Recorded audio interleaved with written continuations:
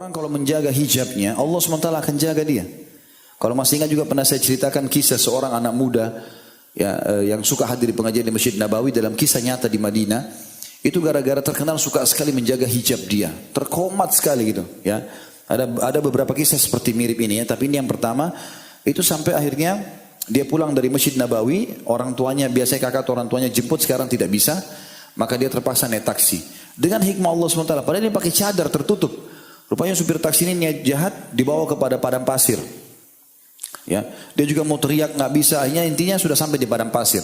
Lalu dia berdoa kepada Allah SWT. Saya mengatakan, ya Allah, Engkau tahu aku sudah menjaga hijabku ini, ya, agar aku bisa menjaga kemuliaan, tidak disentuh kecuali oleh suamiku. Dan laki-laki ini niat jahat.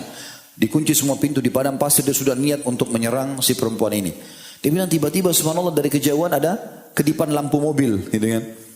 Terus tiba-tiba supir taksi ini ketakutan, dia keluar dari mobil, ternyata begitu dekat dia bilang, perempuan ini bilang, saya lihat mobil orang tua saya, ayah saya. Maka dia bilang, saya pun akhirnya melihat supir taksi itu lari. Lalu saya buka pintu, saya turun dari mobil tersebut, lalu tiba-tiba ayah saya turun lalu mengatakan, masuklah ke mobil. Masuk, dia bilang, saya lihat ayah saya sama kakak saya berdua lagi di mobil. Ini kisah nyata terjadi ya. Dia menceritakan diri dia. Dia bilang, saya sepanjang jalan karena syok saya nggak cerita apa-apa. Ayah saya sama kakak saya pun tidak bicara apa-apa. Sudah selesai, sampai di rumah mereka cuma bilang, naiklah istirahat. Nah, dia bilang begitu saya naik ke atas, saya bel apartemen tempat saya tinggal, begitu dibuka, tiba-tiba saya lemas dan akhirnya pingsan perempuan ini. Kenapa? Waktu di bel yang buka pintu ayahnya. Ya. Dan dalam rumah ada kakak dia. Dia pingsan tiba-tiba.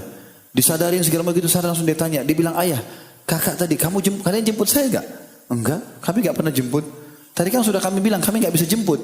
Kami pikir kamu mau naik taksi. Mulai dia cerita kisahnya. Jadi subhanallah Allah datangkan pertolongan seperti kakak dan ayahnya yang datang jemput dia dan selamatkan dia. Kuasa Allah SWT.